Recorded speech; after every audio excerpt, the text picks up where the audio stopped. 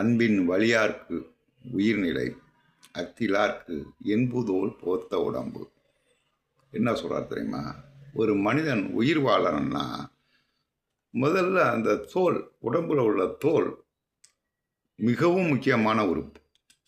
உள்ளறை எலும்பு சதை என்னென்னமோ இருக்குது, குடலெல்லாம் இருக்குது. இது எல்லாத்தையும் பாதுகாப்பது எது? அவனுடைய தோல் தான். இப்போ பெரும்பாலும் ஃபயர் ஆயிடுச்சுன்னு வச்சுங்களேன், ஒருத்தனுக்கு இந்த தோல் கருகி போட்டுனா அவன் உயிரோடு இருக்க மாட்டான். மொத்தத்தையும் டோட்டலாக கவர் பண்ணுறது தோல். அதை தான் இந்த குறளை சொல்கிறாரு. இந்தருங்க, அன்பின் வலியது உயிர்நிலை. புரியுங்களா?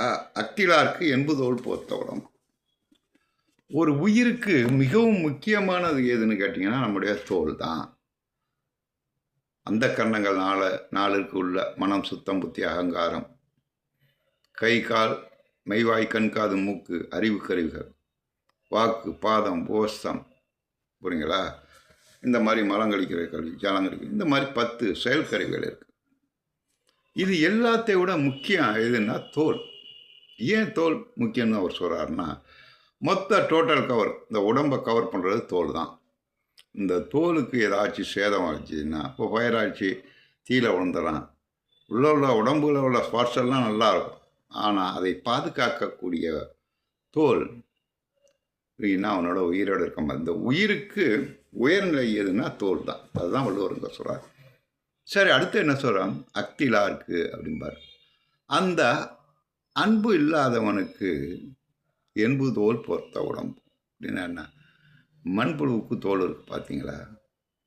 மண்புழுக்கு உள்ள குடல், கத்திரிக்காயும் கிடையாது, மண்ணு தான் இருக்கும் வெட்டி பார்த்தீங்கன்னா. ஆனால் அந்த வாழ்கிற ஜீவராசிக்கு மேலே தோல் இருக்கும். உள்ள அத்தனை உறுப்புகள் இருந்தும் மண்புழுவுக்கு எந்த புண்ணியமும் கிடையாது. அதே போல் மனிதனுக்கு அன்பு என்று ஒன்று வேண்டும். அப்படி அன்பு இல்லாதவன் என்புதோல் போற்ற உடம்பு. ஒரு மண்புழுவுக்கு தோல் இருக்கிறது மாதிரி தாண்டா உனக்கு உடம்புக்கும் தோல் இருக்குது. இந்த தோல்னால உனக்கு புண்ணியம் கிடையாது.